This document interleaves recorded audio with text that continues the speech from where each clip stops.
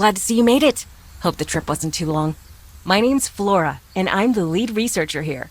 Welcome to the Mangrove Restoration Project, part of the Build a Better World initiative, though we just call it the project around here.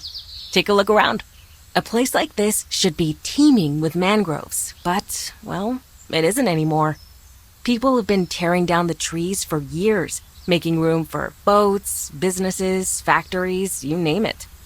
Mangroves provide homes for all sorts of creatures, like places in their weaving roots for fish to hide and treetops for monkeys to swing from. Without the mangroves, though, those animals started to disappear from the area. To make it worse, without the mangroves, there aren't enough plants to pull carbon dioxide from the atmosphere.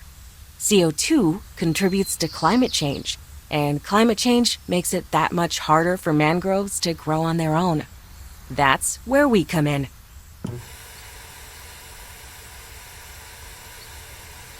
Believe it or not, mangroves pull far more carbon dioxide from the atmosphere than most trees on land. In a healthy mangrove forest, the soil could have up to 4 times as much carbon stored in the sediment beneath them than you'd expect to find even in a rainforest. Considering the monumental amount of good that rainforests do for our environment, that is a significant contribution on the mangroves' parts. See, all plants need carbon dioxide to grow, so they pull what they need from the atmosphere and turn it into new branches and roots. However, whenever a tree dies or part of it, like the leaves, fall off, the dead plant matter decomposes and the carbon leaks back into the atmosphere. Mangroves, on the other hand, grow extensive tangled root networks underwater. When a tree dies, the roots that are buried under the mud and silt decompose, and the carbon starts to seep through to the surface. The regular decomposition time could release all the dead plant's CO2 back into the world within a decade. But mangroves can store carbon for much, much longer. So for carbon to be stored within the mangrove's roots, it cannot just be an intact forest. It has to be a healthy one. Of the miles and miles of mangrove forests that covered our planet 200 years ago, only about half of that remains. It's up to us to preserve what we have and to restore what we have lost.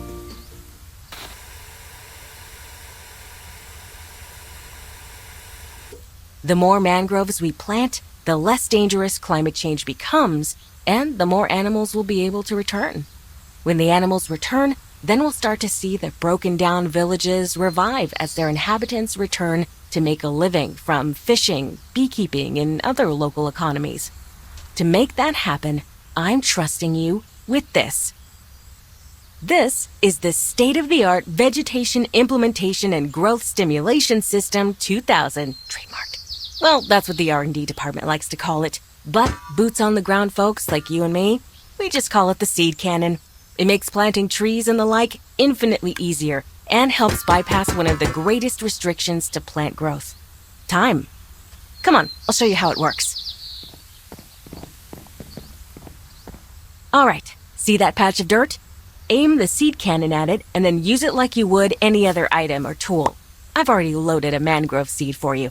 Upon releasing the trigger, the seed will shoot out and the tree will pop up like a meerkat. Give it a whirl. You'll find different types of soil in different regions out there. Different species of mangrove trees will grow depending on the type of soil. Don't worry, the seed cannon will automatically plant the right seeds in the right places.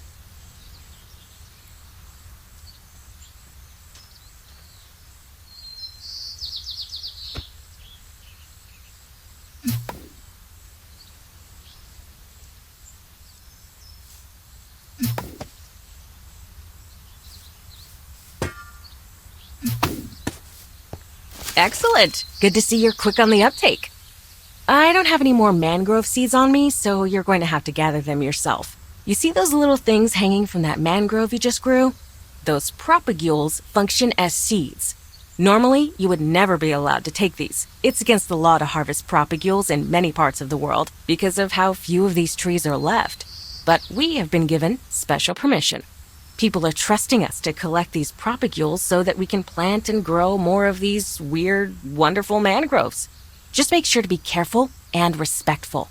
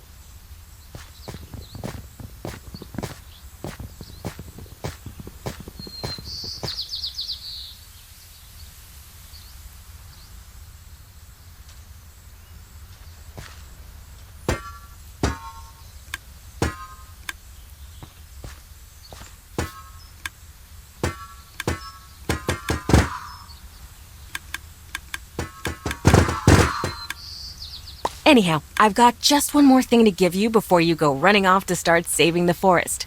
Come with me back to the research station.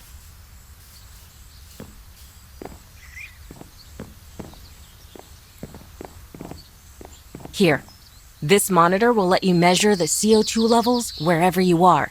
Just holding it in your hand and glancing at it will give you a rough idea of how much is in the air. If you see that needle pointing all the way to the right, then the area you're in desperately needs mangrove intervention to help clean the atmosphere. As another way to detect greenhouse gases, you can use the item more directly like a camera to actually see the clouds of CO2 around you. The darker the clouds, the denser the collection of carbon dioxide.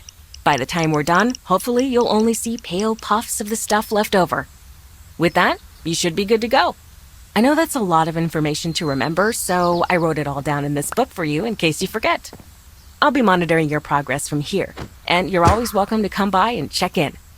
Do your best, and remember that planting these trees and cleaning the air doesn't just protect the world at large, but will also help the people and animals that want to call this place home. See ya!